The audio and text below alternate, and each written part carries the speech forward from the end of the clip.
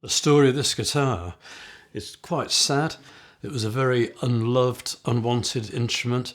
I think I felt sorry for it because it was only little. It's only a little baby. It's not even a grown-up adult. But in the early days in Tull, there was a lot of American wheeler dealers who used to follow the bands around the gigs and flog them guitar. They go around the pawn shops. They bring the guitars and try and sell them.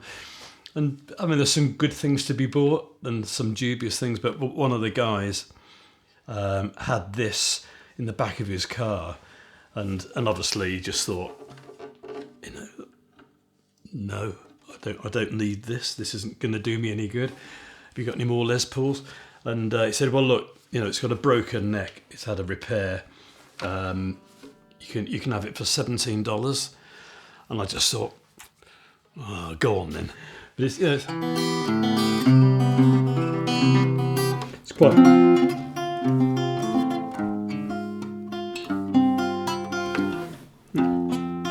It's quite sweet.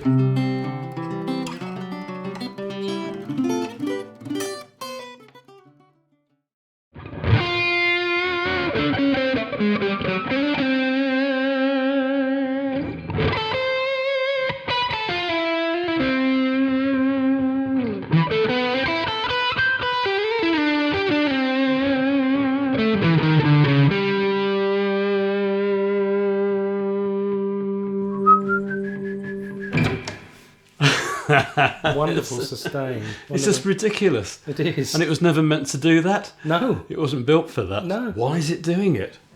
Why are you doing that? And I bought it in Nashville because my son lives in Mississippi, and I was visiting, and I just wanted to have a day. I wanted to cruise in a car for a day, so I hired a Mustang convertible. And 6 hours up to Nashville. It's the most beautiful drive, and it's just sort of one of those iconic places you want to go to. So I just went on my own for a sort of a little day trip, and I just so happened to go past Groom Guitars, and he just so happened to have this in the shop, and I just so happened to buy it. and when I got it, I just sort of, it was just so playable. And I didn't actually plug it in until I got back to England, and I just thought, wow, where did that come from? Amazing.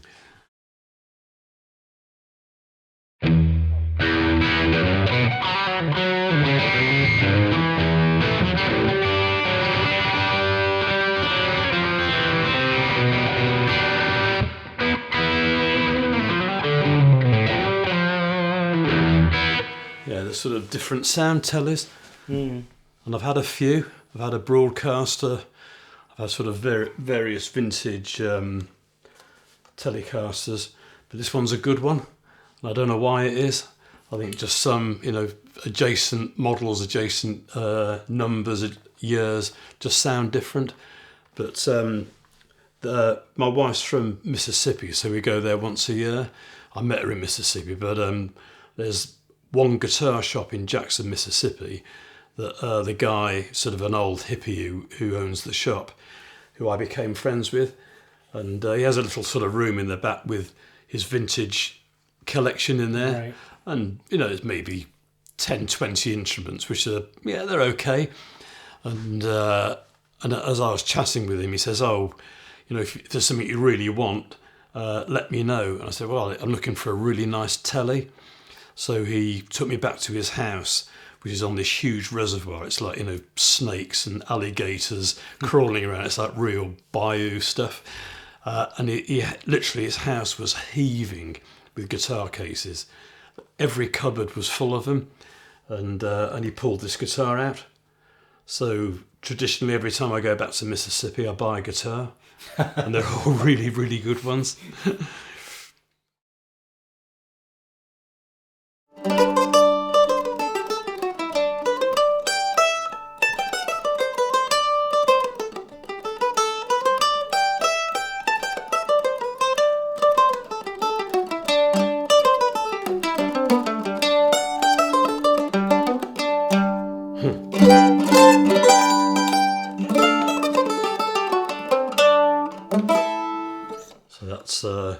Barre-1917 Gibson mandolin, which is very, very nice.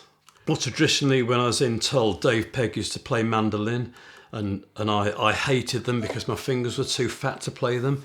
But sort of over the years, I've grown to really, really love them a lot. And I've had sort of various mandolins, but I was in Mississippi again, and I met a lawyer who had this same instrument. And I sort of looked into the history of Gibson mandolins, and the F5s are like the holy grail of mandolins. They have the F holes sort of from the same era, and the Lloyd Law models are the really, really amazingly expensive ones. But however, the same mandolin with a round hole is an F4, and 100th of the price. We worked it out. It was 100th of the price, I think. So I found one in Nashville again, and I sent this friend, my friend lawyer, went up to have a look at it and check it out, and he said, yeah, it's a good one. So I had it shipped over, and it's just amazing. And the Soldanos were just, I've been playing them a long, long time. And I just, as soon as I played through one, I knew that was the amp to use, because they were just, it's the same thing, they all sound the same in a really good way. And it's, Marshalls are great, but I had probably about 20, and they're all numbered. And number 6 was the best one, and maybe 2 was my second best. But you couldn't just pick one up and know what it was going to sound like. Whereas today, I set up for a gig, I plug it in, I know what the sound's going to be like. My sound check lasts about 2 seconds. Say, oh, mastering guitar, that's it. I say, no, I want to play a bit more. No, it's fine. And I guess that's a great thing to have. I can maybe analyse what I do, but I can't analyse how I do it and why I sound that way. Because I'll pick up a telly, a Strat, different guitars, and any one night at a gig I'll play them, and maybe they do sound the same. Maybe that's a bit sad, because it'd be quite nice to oh wow, that sounds so different. So I don't worry about it, and I'm a big believer that the sound comes from your brain, your hand, your fingers, your right hand, your plectrum. Those are the major ingredients of how you sound, how you attack the string, and the amp and the guitar are your tools, and they're set up to be very, very efficient at what they do. But traditionally, I like a sort of thicker sound. I shy away from top end. I've never liked top end. It's like having somebody play a trumpet in your ear. It's just really painful. So I like very sort of creamy, smooth sounds, sort of no harshness at all. In the early days, it was on the neck pickup, the whole gig. Really? Never changed. Yeah. That's interesting. Yeah, I don't know why. I just, that's the way I like to play, but I quite like that sort of thick, sort of.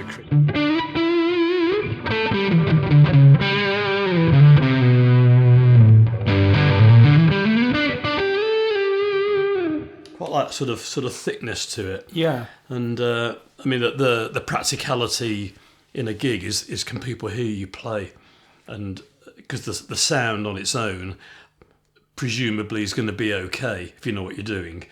So you can have set up your amp and guitar for a sound you like, but is that going to cut through a PA especially if you've got a keyboard player?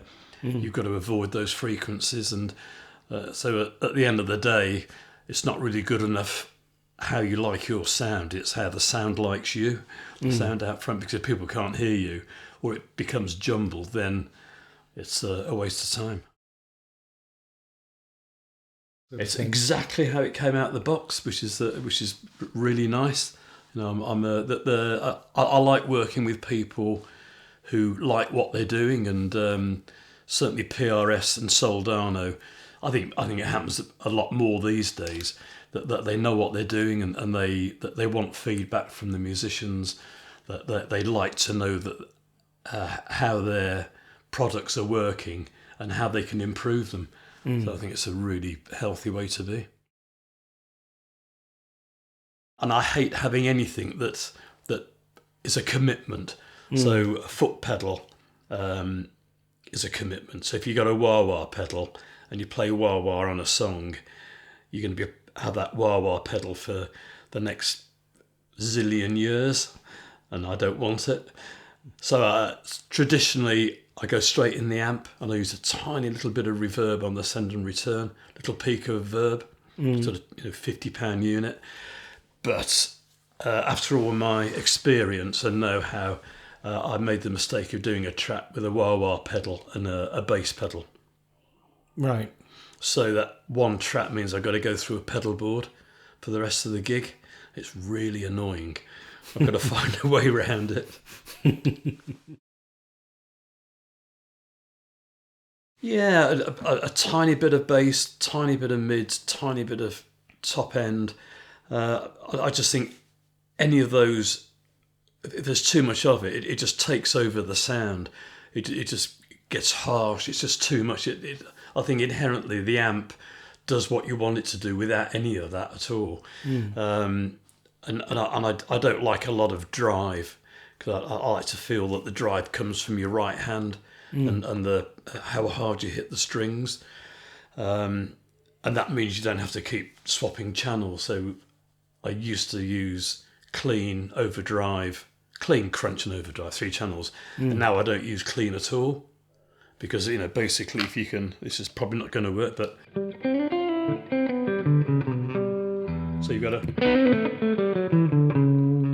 a sort of fairly, it's a bit overdriven, but you can get a sort of clean sound from your crunch channel, then it just means that you're controlling it more.